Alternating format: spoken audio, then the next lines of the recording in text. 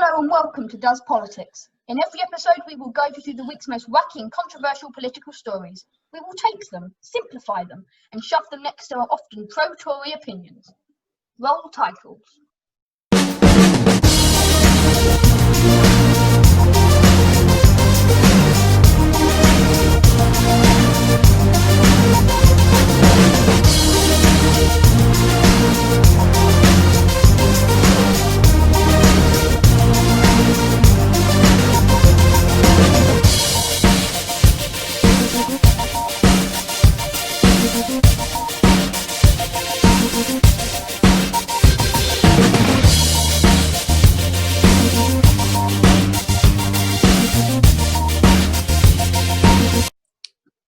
What's coming up on today's show.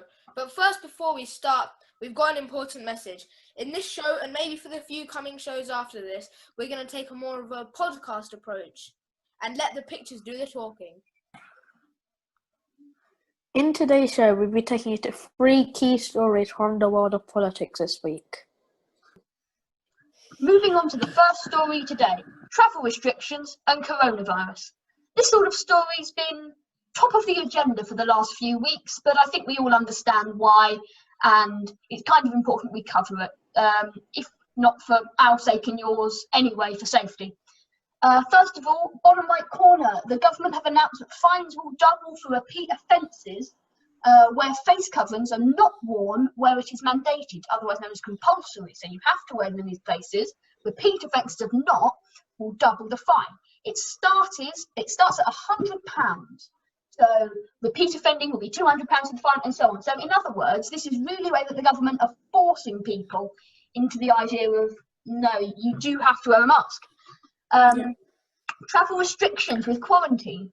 From 4 a.m, well, that was this morning actually, from 4 a.m. this morning, individuals travelling back from Portugal, Austria, Croatia and Trinidad and Tobago will have to self-isolate or quarantine for 14 days. Just to reiterate, if they come into contact with their family and they decide to quarantine with their family, the family will need to quarantine for that same amount of time. And then finally, travelling with others. You and the people you're travelling must, absolutely must, all complete a separate form and then submit that to the government. So this is where you're travelling from, your date of return, where you are planning to quarantine and information like that. We don't know exactly, but that's the sort of thing it will be. And then it says, if you're travelling with someone that is under the age of 18, they may not need their own form. Check online for the latest guidance. So obviously there's exemptions, just like there are with the mask rule, under 11, people with respiratory conditions and so on. There are restrictions with that. But again, the advice is, as you can see with those 3 key topics, is that check before you travel at gov.uk/coronavirus. Make sure you do that, you're staying on the right side of regulation, and it will help you stay safe and help control the virus, as we've been saying all this time. Abay, any opinions on the idea of fines will double? Yeah, listen, I think that's the same in the judiciary. If you repeat offence, the fines or the penalty should get higher. So I think that, again, is a smart move from the government. It will then pressurise the offenders to wear a mask where it's mandatory. Varun, again, you echo that? Yeah, it's a good move from the government for our safety, but some people still repeat offence because they don't know the seriousness of this virus. And then the travel restrictions, do we think it's going too far, or are we doing the right thing in keeping these quarantines coming in steadily? After all, there are about 67 countries, I think, that you don't have to quarantine on return. Personally, I think we're doing the right thing because you've got to self-isolate, I say, from any country you come from, because you could be carrying the virus. If you take the risk and go abroad in a COVID time, I said this on the last show, you should expect a quarantine. Yeah, I agree with that. I think we should either go, the full way. I think it's right that we're bringing into quarantine where numbers may be slightly on the rise, or the R number might be going up above 1, say. But I do think it might be worth going the whole way. If you come back from abroad, you should quarantine, because I don't think there's many countries at all, not that you would go to as a British tourist, certainly. Aaron. Yeah? Can I just add another point in here? And it's not like you're going to get it in the actual country. the aeroplanes, you get people from all over the world coming to the airport. Yeah. On the plane. It's not like you'll be traveling just with people from the UK going back to the UK. You could be traveling from someone from another country who's come to Croatia first, then gone on to the UK. So it's not just the country. Yeah, that's a good point as well, actually. Yeah, but I do think that we should just bring this in the whole time. It just makes it much easier, and it will mean that we can stop the virus, because I don't think there's any country that we would want to go as British tourists that have no cases. So there's every chance you could have it. Travelling with others, I do think the form is a good idea. That ensures that the quarantine stays in place. Yep. Moving on to the second story, here's Aaron. That's right, Varun. This week was the Democrats' National Convention 2020, the DNC. So this is where all of the Democrats come together to enforce to the public how important it is that we get rid of Trump. I agree with them. I am right-wing, but I do agree that we need to get Trump out of office because we are on the brink of World War III with China at the moment. So US and China tensions are rising. So we really need to calm that down. And I think bringing in Joe Biden is definitely the way to do it with Kamala Harris. And I think the highlight of the convention was on the opening night with Michelle Obama's speech. Have you got any thoughts on that? Brilliant, absolutely brilliant. And I got to say, Joe Biden's speech was very powerful. I found it emotional as well. I mean, not me personally, but the way he said it, found like he was really linking with everyone. And I think Biden's the man. Yeah, it did feel like he cared in a sense. His acceptance speech for the official nomination it felt like he cared. He put his wants after that of the people, which is what presidency is all about. I mean, he even claimed, I think, that Trump thinks presidency is all about him. It isn't. It's about the people. And it's exactly right. It is about the people. It's about pushing the needs of the people first and promoting the needs of your country. As you can see from the pictures, Barack Obama also made a speech, and previous Democrats and legends from the party came forward to unite. I mean, the speech won appeal from both left and right-wing supporters in the US. So it shows how powerful it is and how many supporters of the Republican Party could swap to support Biden for the 2020 election. Varun, would you agree with that? Yeah. Yeah? Yeah, but not much. I don't follow much politics, but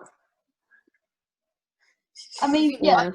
Like I mentioned earlier, this was the official nomination and acceptance for both Biden and Kamala Harris. So both of their acceptance speeches went down really well, winning appeal from both sides of the political wall, if you like. And it really was a powerful moment where it felt like America was sort of trying almost to force and unite against Trump and push him out. Because I think they realise it's so important for not just their country but the world. Because if you think about all of the things that have gone on during his presidency, bringing in the Democrats and Biden would be brilliant. I mean, this is Biden's third running for presidency. So what do you think his chances are? Will it be third time lucky? Yeah. Yeah. I don't know whether he'll get the presidency, because as we found out in 2016, it's not about who gets the most votes. It's about who wins those more seats in the House of Representatives. But I think Biden will go one step further than Hillary Clinton and get the presidency. Yeah. I mean, like I say, I think it is that not just I mean, there was some criticism from some people that the Biden acceptance speech didn't have enough policy. It was more about voting for someone else, i.e. for him, as opposed to Trump.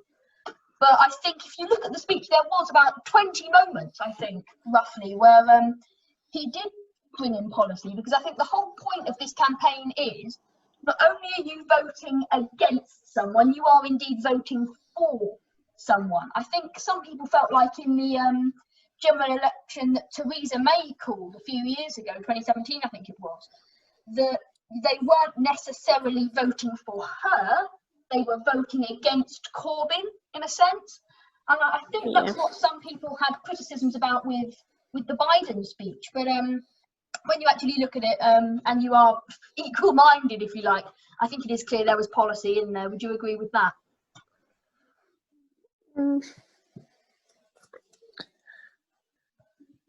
Abe? Yeah. Yeah, listen, I totally echo your thoughts. I think there is policy, and it's not just about voting for someone. In the 2017 elections, Theresa May had, I thought it was too much policy, like too much slogans, like "Make Britain Stronger" and all this Brexit nonsense. She did none of that. No, she didn't actually. Fair play. No, it should have been more. I think you're right. It was too much policy statement, too many policy statements, and not enough. Look, come on, we got to get this guy away. And I think it might be because of that, in a sense, that we did get the hung parliament, and because of that we got the DUP, and then because of that we didn't pass any Brexit stuff. So, it was. No deal is better than a bad deal. Yes. And I think just to summarise, I'll quickly close the statement.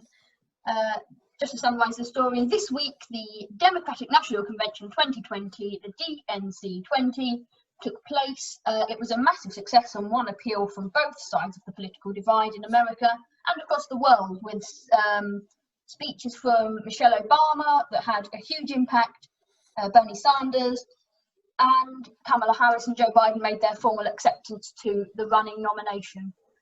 That's the Democratic National Convention 2020, took place this week, and acceptance speeches from all sides. And moving on to the third and final of the key stories in today's show, the pandemonium and mayhem that ensued after the A-level and GCSE results in England. So just to summarise, Scotland put in an algorithm because exams were not sat for A-levels and GCSEs because of coronavirus, so they put in an algorithm that worked on postcode and school performance and things like that, and class size, and that obviously sprung up lots of, it made the news massively. There was so much confusion and disappointment with people being downgraded so severely, to a point where they clearly didn't. I know there was a girl who went to a really low performing school in comparison to some of the other ones, and she was predicted, for her A-levels, straight A's. She got, she got downgraded quite a bit because she went to a school that was previously low performing, quite low achieving. And because of that, the algorithm marked her down. So because of all of that, Sturgeon said, "We're really sorry, we will go back to teacher assessed grades," and so on. The same system was in place for Northern Ireland and Wales. They switched back with a U-turn, but early on Tuesday, I think it was, Gavin Williamson held out and just caused chaos in England because he insisted there will be no U-turn. You can see in the bottom right picture, there's a tweet from Andrew Neil. He vowed no U-turn, no change only a few days ago. Now he's executed the mother of all U-turns. Will Gavin Williamson still be Education Secretary by sunset? Do we think he should be out, boys? Do we think he should go?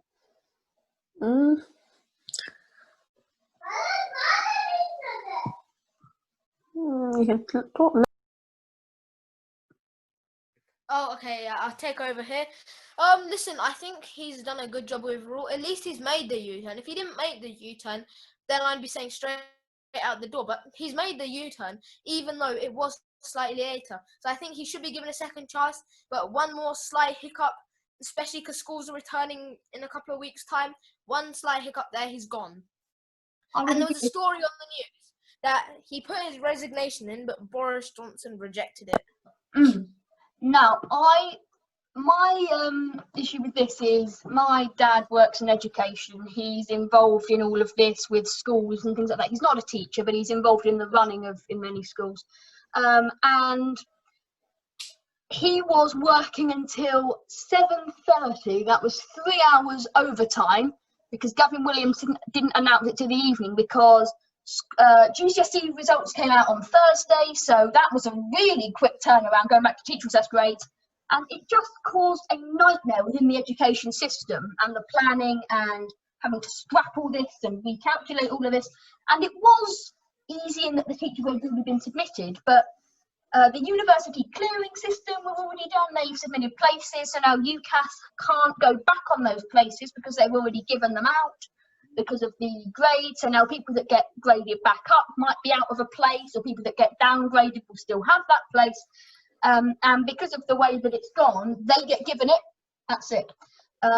Legally, they have a legally binding offer. Perhaps they should have given a conditional offer for universities, but they didn't. So the country now faces itself in a position where this algorithm and this late U-turn has thrown away all cohesion, if you like, within the university system, particularly for the A-levels. GCSEs were hit less because they were given their teacher assessed grades, but they didn't have long to turn it around. So, Abe, where would you go from here if you were the Education Secretary? What do you do now? What do I do now? I mean, I know this may seem a bit absurd, but keep my head low for a few weeks. Let the system all bubble down. Because, I mean, he's already out criticising people like Off-Call and people like this for creating this nonsense algorithm. But at the end of the day, he's the one that's executed the order to use the algorithm. So personally, I would like to lay low, and if the reopening of schools go well, take credit for that. Yeah. And what do you do with UCAS, Abe and Vuan? Where do we go with that? With these university places that have already been given because of the grades that were given out originally, because they've been downgraded and they called the clearing system, and then they got given a place. And for people that get back upgraded but missed out on it originally, those legally binding offers have now been given out. They are irreversible. So what would you say would be the next step for students who have been upgraded results but didn't originally get given a place at university because of their lower grades? What would be your advice to them, and what do you think of the situation for them? I think it'd be a good situation, but a good situation, do you think? So it's good that they don't have a university place? Oh no! Can I just say It's bad, but it's in. Can I just say that? Yeah. Emma Bay, go ahead. Can I just say that they should be offered some sort of a work experience for a year at some place just to keep them busy? I mean, and to earn some money. Okay, but a work experience isn't exactly compensation, is it? A work experience isn't compensation for not getting a university place. Because although, look, let me give you an example. This isn't a real example, but I'll put it in like a situation. So a student was predicted straight A's in their A-levels, 3 A's. Because of the algorithm, they get downgraded to 1A and 2 B's. Because their grades have been lowered, they don't get given a place at university. Because someone else has come in and taken their place, because their grades were higher than predicted, they cannot now reverse that person getting that place. So what does the student that now gets back upgraded because of the U-turn do next? Upgraded? Well, the person either takes a gap year, or they're gonna find some work. I mean, listen. I know a story about someone that was gonna go to a top university. He got upgraded after the U-turn. He can't go there now. So you either take a gap year or you just get some work. Listen, I don't think there's much you can do about that. But then next year, it's gonna be crazy again because you got all this backlog from this year. So what would you say to the Education Secretary? Would you praise him for making the U-turn and say, stick with it, all of the other students go on work experience and miss out on their education for a year? Or do you say, look, Gavin, you've got to do something about this. We need to look at this. We need to look at the legislation, and we need to work out more places. What do you say? Aaron, just think about all the people that got upgraded because of the algorithm. Think about them if they are suddenly chucked out of university. Put it that way. Now, my point is they shouldn't be chucked out because not 100% of the places have been given. How are you gonna socially distance if you have more people in universities? Well, socially distant wouldn't be a problem because it works in the same way as schools. Yeah, but it will be in a bubble. So, yep. You have more people in less grounds. It's not going to be possible, really. Well, they've been doing virtual courses.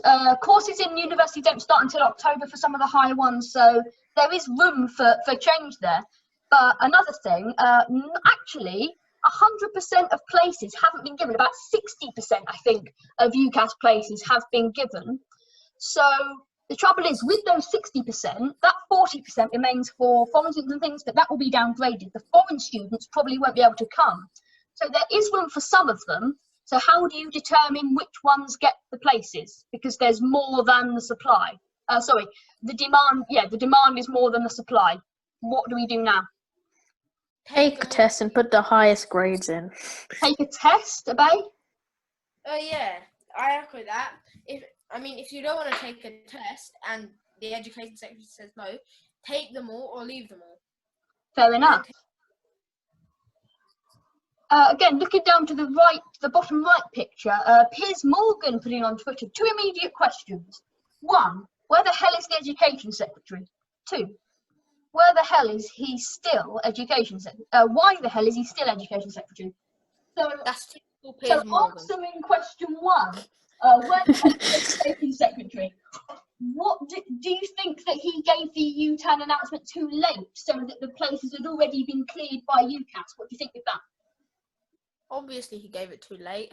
It's not good to go back on U-turn on U-turn on U-turn. Think about during the coronavirus pandemic, how many U-turns have been made by the government. And it's then, crazy. Why the hell is he still the education secretary? Again, going back to that, do we think he should still be the education secretary? And what does he have to do now to regain public trust?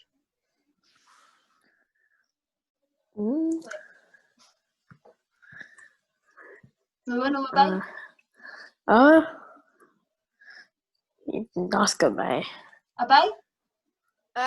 Listen, if he wants to regain the trust of the people, quit, go back to the back benches and regain trust by implementing good policy for your local community and work your way back up again. That actually sounds like a pretty good idea. I think I would genuinely agree with that. I think that wraps this up. Put down in the comments anything you think. Should Gavin Williamson stay in post? Is the nation being a bit harsh, or are we being a bit too kind? Should we be like the pictures in the photo, like the pictures of protest? Should we be, trying to get Williamson out of office for this mistake? I don't think he deserves to be out of office. I think he just needs a good talking to. So drop us down in the comments anything you think should happen. So to wrap up the show, it's that time of the week, people. It is time for the Political Idiocy Award and the Political Success Awards. You might already be able to guess where these are going. So we'll start with the Political Idiocy Award. The nominees are Gavin Williamson, Donald Trump, Again. Gavin Williamson, and Gavin Williamson. And the winner is Gavin Williamson. Hooray. Congratulations, Gavin. The Political Idiocy Award is awarded to a politician or someone involved in politics who has met the expectations of a general politician in the modern world and slightly messed up something. But we do hope that Gavin can turn it around, not just for him, but for the whole country, for the nation's children and students who are hoping to get a university place. The Political Success Award is awarded to someone involved in politics or a politician who has gone above and beyond to actually do something good. I think we can all guess who's going to win, and the nominees are Michelle Obama, Joe Biden, Kamala Harris, and Michelle Obama. Michelle Obama is the winner for obvious reasons. Her speech on the opening night of the DNC was quite amazing. It unified the nation of America against the Democrats, proving that it is time for a Democrat to go back into office to bring the calm and the liberalism back and the socialism, which, although I don't think would work in this country, I think at the moment it's just what America needs. And any other opinions on that, just to finish up? No, I think we've already covered that. Awesome. Varun, anything final? Awesome, I'll take that as a no. So just to finish up then, goodbye, really. We hope to see you next week, and stay tuned with politics. Make sure you stay safe in the times of corona. Check the new legislation and the new advice, like I said at the beginning, with gov.uk/coronavirus. Stay safe, and we'll see you next week.